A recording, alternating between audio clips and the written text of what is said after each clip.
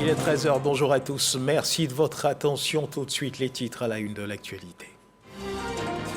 Hier, lundi 27 mai, le premier vol des candidats au Hadj du contingent étatique a quitté l'aéroport international Félix Houphouët-Boigny d'Abidjan. Avant leur départ, les futurs pèlerins ont reçu la visite du ministre de l'Intérieur et de la Sécurité, le général Wagondo Diomandé, qui a, au nom du président de la République, exhorté ses pèlerins à adopter un comportement exemplaire durant ce Hadj. Au cours de la rubrique hebdomadaire du Centre d'information de communication gouvernementale dénommé Tout Savoir, le conseil technique du Premier ministre, secrétaire permanent de ce prix, Dr Krakwa Diogène, a répondu à de multiples questions en rapport avec ce prix, son but, les domaines d'activité concernés et bien d'autres questions. On en parle dans cette édition.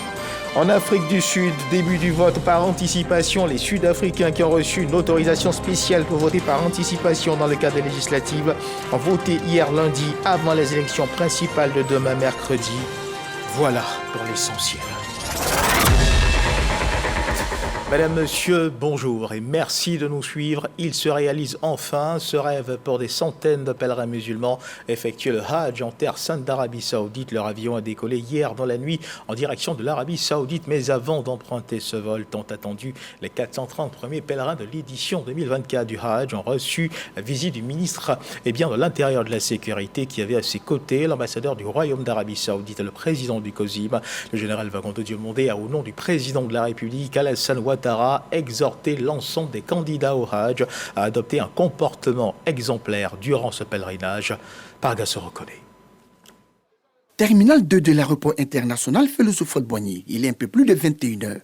Ces candidats au Hadj doivent dans peu de temps embarquer pour la Terre Sainte d'Arabie Saoudite afin d'accomplir le 5e pilier de l'islam, le Hadj. Ces futurs pèlerins, avant leur départ, ont reçu la visite du ministre de l'Intérieur et de la Sécurité. Le général Wagondo Diomandé est allé leur apporter le soutien du président de la République, Alassane Ouattara. Disons merci à son Excellence El Hadj Alassane Ouattara, président de la République de Côte d'Ivoire, qui a tout mis en œuvre pour que le pèlerinage auquel nous allons participer se déroule dans d'excellentes conditions. Que le pèlerinage que nous allons conduire à partir de ce soir et qui a suscité tant d'engagement de la part de chacun d'entre nous, que ce pèlerinage-là soit exaucé. Le ministre de l'Intérieur et de la Sécurité avait à ses côtés le guide suprême de la communauté musulmane de Côte d'Ivoire, président du COSIM, Cheikh Aïma Ousmane Diakité, et l'ambassadeur du Royaume d'Arabie Saoudite en Côte d'Ivoire. Ils n'ont pas manqué de féliciter le chef de l'État pour son implication dans la réussite de l'organisation du Hadj. Nous sommes venus aujourd'hui pour remercier Dieu, remercier le président de la République et tous les acteurs. Et nous remercions aussi les autorités de l'Arabie Saoudite.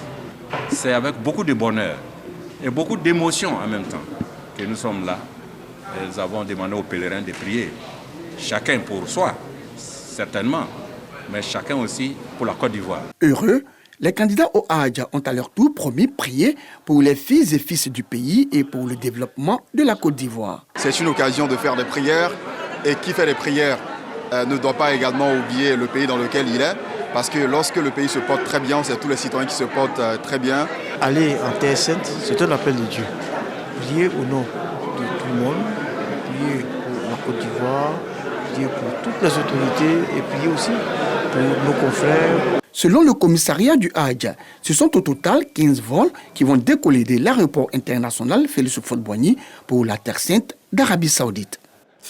Et nos prières accompagnent ces pèlerins en terre sainte d'Arabie Saoudite. Madame, Monsieur, si vous êtes candidat au prix national d'excellence, les informations qui suivront dans l'élément qui vous sera proposé dans un instant éclaireront certainement votre lanterne.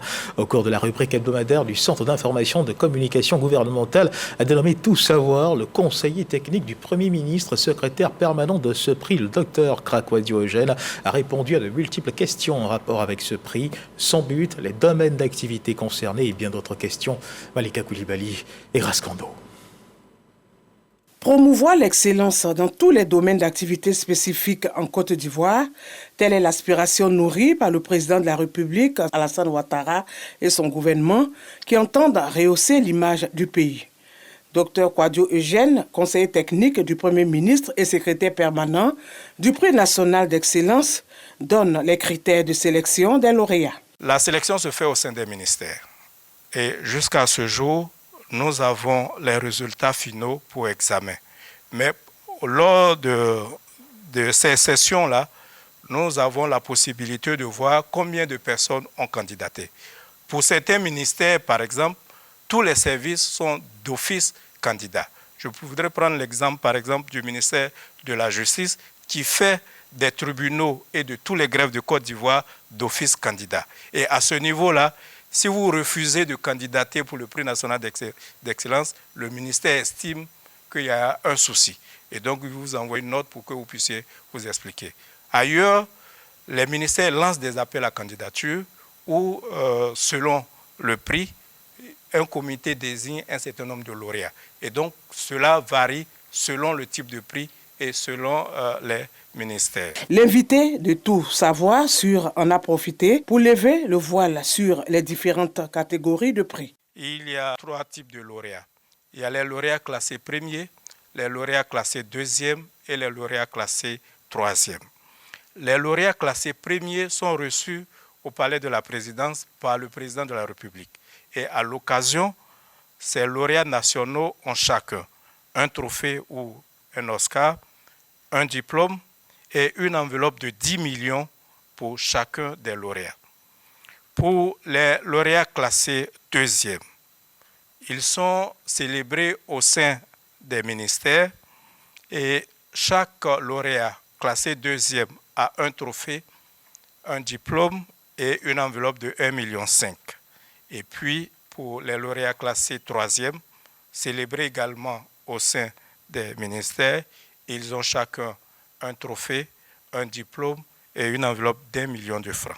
En attendant l'édition 2024 du Prix national d'excellence, les potentiels candidats à la compétition sont invités à postuler massivement. Et en attendant que ces bienheureux soient connus, sachez qu'en économie, les responsables d'audit interne des entreprises publiques de Côte d'Ivoire se sont parlé.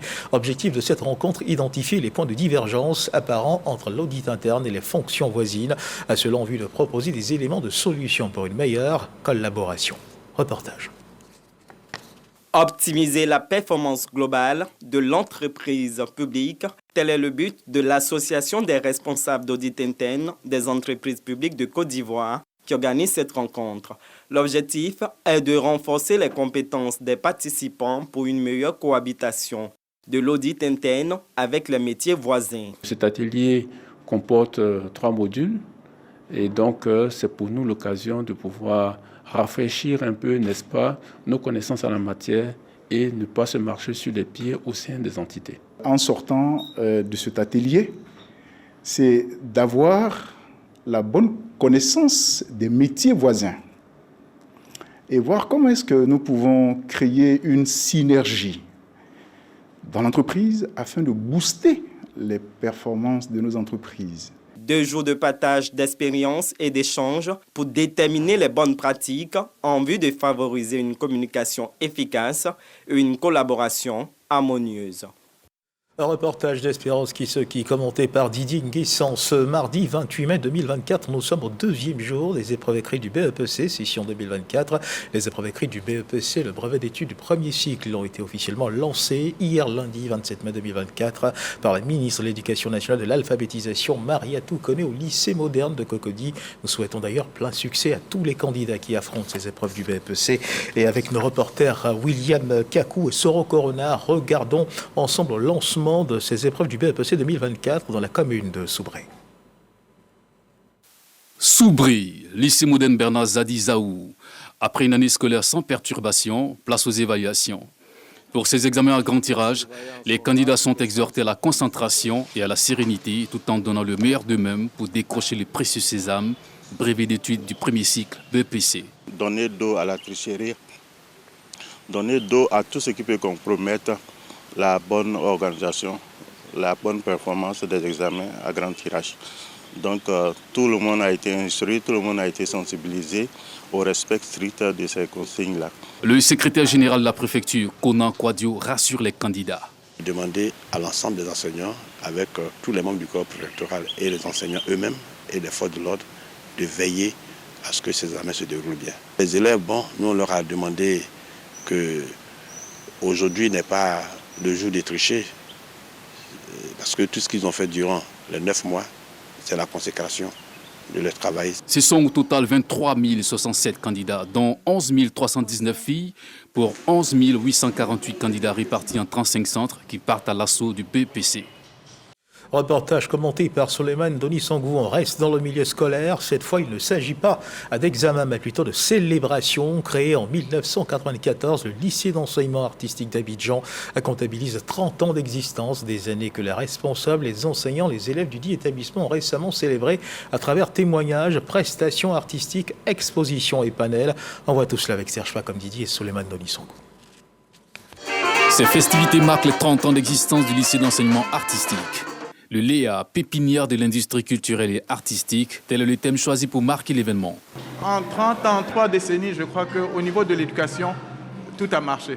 Ça a marché parce que nous avons pour objectif de former les enfants que nous recevons depuis la classe de 3e au baccalauréat. Alors, depuis 10 ans, nos résultats sont dans la fourchette de 93 à 94% au résultat du bac annuel. Vivier de l'univers culturel et artistique, les Léa a vu défiler bon nombre de talents, aujourd'hui fierté de la culture ivoirienne. Médaille de bronze au 9e jeu de la francophonie. Le premier prix féminin, professeur Henriette Dari Diabaté. Je suis ancienne élève du lycée d'enseignement artistique, le Léa, et également ancienne étudiante de l'INSAL. Aujourd'hui, je suis professeure au lycée d'enseignement artistique. Moi, je veux dire à chaque parent d'écouter la voix de son enfant. Parce que l'art, ce n'est pas quelque chose qui s'impose. C'est quelque chose qu'on a déjà. Moment solennel pour la tutelle de rendre hommage à tous ces grands noms de l'art ayant contribué à la création et au rayonnement du dit lycée. C'est là tout en rappelant la volonté de l'État de Côte d'Ivoire d'accompagner et de promouvoir la culture ivoirienne. Panel, prestations, expositions des élèves en musique, théâtre, danse, peinture ont marqué d'une pierre blanche ces festivités. Voilà, des moments de grande célébration. Des graines d'EVA sont transformées en biodiesel à Soukou-Oubou, localité située à 10 km de Sikensi. La phase pilote du projet de valorisation des sous-produits agricoles dans son volet production de biodiesel à partir des graines d'EVA lancé en 2022 prend fin en juin 2024. Afin de constater les avancées réalisées en la matière, le conseil d'administration de l'ANADER a convié les partenaires au projet, les autorités administratives et politiques nationales et locales à une présentation. Reportage de Frédéric Oulaï, commenté par Sidonie Davila. En plus du latex produit à partir de la sève d'EVA, source de revenus pour les producteurs du village de Soukou-Oubou, dans le département de Sikensi, les populations expérimentent la production de carburant biodiesel, un dérivé de la graine d'EVA. La graine d'EVA qui est une graine qui n'est pas comestible et qui peut être utilisée à travers l'huile qui est contenue dans son amande pour produire le biodiesel. Après la phase pilote, bien évidemment, avec les résultats concluants que nous voyons, on passera à la phase industrielle. Mais avant ça, il va falloir que le cadre juridique institutionnel soit mis sur pied pour faciliter les investissements pour les différentes phases industrielles qui interviendront. Ce projet pilote de production de biodiesel est porté par l'Agence nationale d'appui au développement rural. Accompagné des partenaires techniques et financiers, les parties prenantes visitent le site de l'unité industrielle de transformation. On va ajuster le processus pour que vraiment on rentre dans la phase de production à grande échelle. C'est vraiment un projet qui, si il est vraiment monté à grande échelle, va réduire la dégradation de l'environnement. Des sous-produits agricoles en biocarburant, contribuant ainsi au développement du transport écologique en Côte d'Ivoire tout en renforçant l'économie locale. Un projet de cette envergure qui est la toute première, je peux dire même en Afrique, et si les dérivés de l'EVA peuvent être utiles, et que c'est mon village qui abrite cette unité, mais je pense que c'est une joie. Il ambitionne de mettre également en place une production industrielle de biodiesel à grande échelle dans le pays. Il va générer 600 litres de biodiesel avec une projection de 1500 litres jusqu'à la fin du mois de juin de cette année 2024.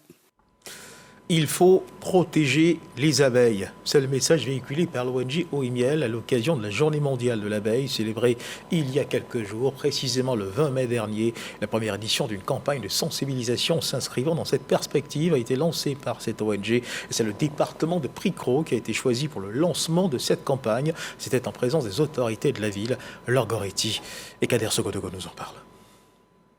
Transporter du pollen de l'organe mâle de la fleur à l'organe femelle appelé la pollinisation, étape importante dans la reproduction des plantes. Les abeilles sont responsables de cette pollinisation à 75% au niveau des cultures vivrières mondiales, d'où leur importance pour la sécurité alimentaire. À l'occasion de la Journée mondiale de l'abeille, célébrée le 20 mai, l'ONG OEMiel rencontre les populations du département de Pricro pour discuter de l'importance des abeilles et des moyens de la protéger. L'objectif de la journée mondiale de l'abeille que nous avons célébrée aujourd'hui est de sensibiliser la jeunesse et surtout la population même à la protection de l'environnement. Parce que sans les abeilles, comme le conférencier, monsieur le ministre l'a dit, la vie humaine perdra tout son sens. J'ai appris qu'il fallait protéger les abeilles pour notre biodiversité. J'ai appris que les abeilles sont indispensables et qu'il était important de les protéger. Le conférencier du jour, Gervais Koulibaly, et le préfet du département de Pricro ont entretenu l'Assemblée sur les techniques de protection des populations d'abeilles, ainsi que des opportunités d'emploi dans le secteur. Comme on détruit les abeilles, on les détruit par nos pratiques agricoles. Le fait d'utiliser beaucoup de pesticides, beaucoup d'engrais chimiques, aussi de faire des feux de brousse. Donc il faut protéger les abeilles afin que les abeilles aussi nous aident à nous nourrir. C'est un honneur que Pricro reçoit. L'apiculture est un pourvoyeur d'emplois pour les jeunes. La Journée mondiale de l'abeille a été décrétée aux États-Unis en 2018. La célébration en Côte d'Ivoire par l'ONG OEMiel est à sa première édition et l'organisation créée en 2004 œuvre pour la protection de l'environnement à travers des micro-projets de développement durable pour un mieux-être des populations. Madame, Monsieur, depuis l'annonce du décès de l'ex-président Henri Konan Bédié, Daoukro, sa ville natale, pleure, Daoukro crie sa douleur, Daoukro exprime sa tristesse à ses visiteurs venus d'ici et d'ailleurs prendre leur part de deuil. Le programme des obsèques du président Henri Konan Bédié à Daoukro, sa ville natale, a débuté hier lundi 27 mai avec la série de présentations de condoléances. Ce sont les districts de la vallée du Bandama, des lacs du Sud Komoué qui ont ouvert les cérémonies traditionnelles de condoléances. Charles Tatou. Obsèques de l'ex-président de la République Henri Konan Bédié à Daoukro, sa ville natale. Les districts de la vallée du Bandama, des lacs et du Sud Komoué viennent d'ouvrir la série de cérémonies traditionnelles de condoléances appelées chez les Akans le Unzier. Des présentations de condoléances à la famille Bédié-Kwazan et famille alliée. L'Unzier, c'est le symbole même des funérailles. L'Unzier, déjà, c'est des pagnes et les couvertures qu'on prend pour enterrer le mort. Et en Paris constant, on a donné une trentaine de pagnes et une vingtaine de couvertures. Et on a fait aussi des dons, des yako. Les yako, c'est quoi? C'est pour soutenir un peu la famille, pour pouvoir recevoir les étrangers, que ce soit la femme, les enfants, les parents biologiques, le chef du village, le chef de canton ici. Donc, on a fait des dons dans ce sens, avec des boissons fortes. Une cérémonie riche en folklore, mettant en valeur les traditions des peuples de chaque district, représentés par de fortes délégations, au rang desquelles de hauts cadres du pays, très attachés à la tradition. Le Moronou et le Lifou, c'est deux régions sœurs. Donc, ce qui touche l'Ifou touche le Moronou.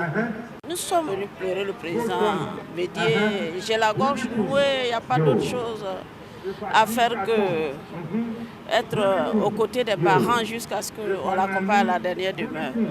La région du Nzi, qui fait partie du district des Lacs, est plus attristée. C'est nous qui accueillons nos frères qui viennent rendre hommage au président Bédié. Ma présence ici, c'est d'abord la présence de ma région pour dire la gratitude de nos parents à l'égard du président Bédié dire notre reconnaissance, notre infinie reconnaissance à l'égard d'un grand homme qui a été serviteur de l'État, mais au-delà qui a été un père pour moi personnellement et qui, à travers moi, est un bienfaiteur de notre région. Les cérémonies traditionnelles de condoléances se poursuivent. Et Dieu console, Daoukro, Dieu console la Côte d'Ivoire. Abou Aké, la direction générale adjointe de la police nationale en charge de la police scientifique, a organisé une séance d'information et de sensibilisation sur son rôle dans les enquêtes. Une séance d'information à l'intention des officiers de police judiciaire et des populations. Le récit de Boubacar Silla et de Soro Corona. Le rôle et les missions de la police technique scientifique expliqués aux officiers de la police judiciaire, des forces de défense et de sécurité.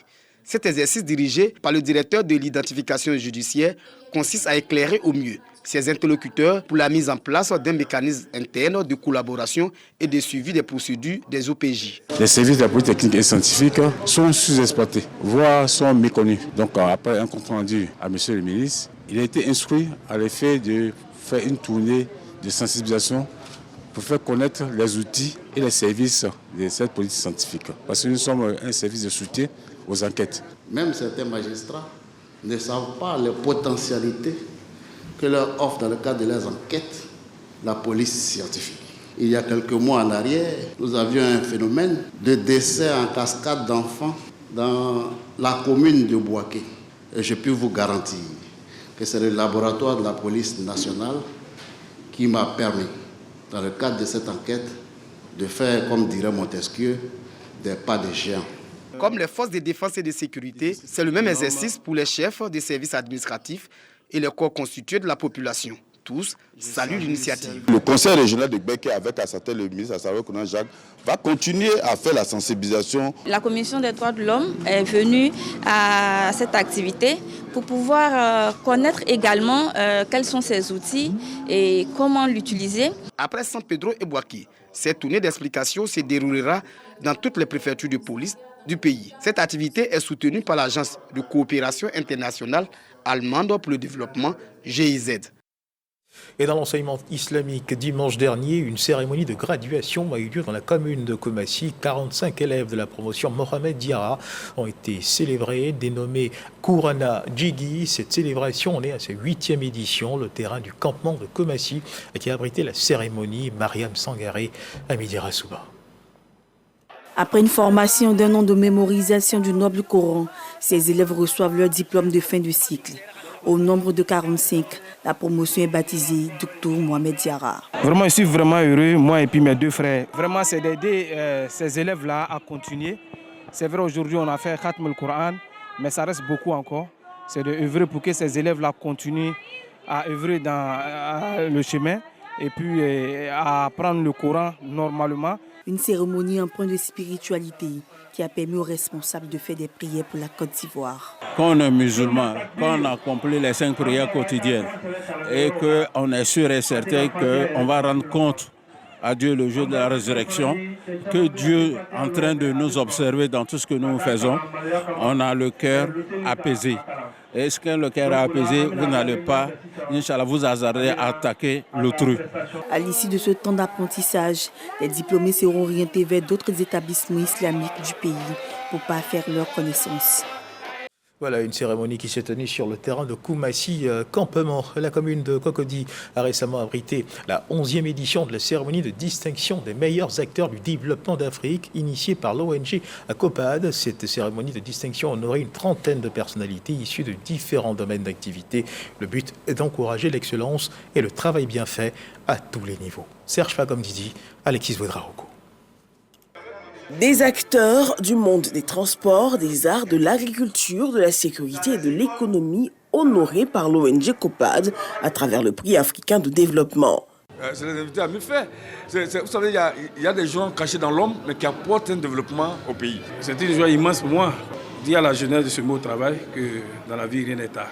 C'est avec beaucoup de joie que je reçois ce prix-là pour promettre aux organisateurs que nous allons mieux faire. Producteur de café cacao à Tabo, aujourd'hui maire de la commune de Tabo. De la plantation, on peut être à tout poste. Pour sa 11e édition, cette cérémonie honore une trentaine d'acteurs de développement, au nombre desquels des hommes de communication et de médias, dont la radio Fréquence 2, dirigée par Mariam Koulibaly, et Yves Zogbo Junior, conseiller en communication du ministère de l'Intérieur et de la Sécurité. La seule richesse de ce métier, c'est la reconnaissance des personnes que l'on sert. Et quand tu reçois ce genre de prix, effectivement, ça ne peut que te permettre d'être heureux pour le métier que tu fais, pour le plaisir que tu donnes. Naturellement, ce genre de prix nous encourage à faire plus d'efforts, à servir notre pays avec engagement. Honorer une femme, c'est honorer toute une nation.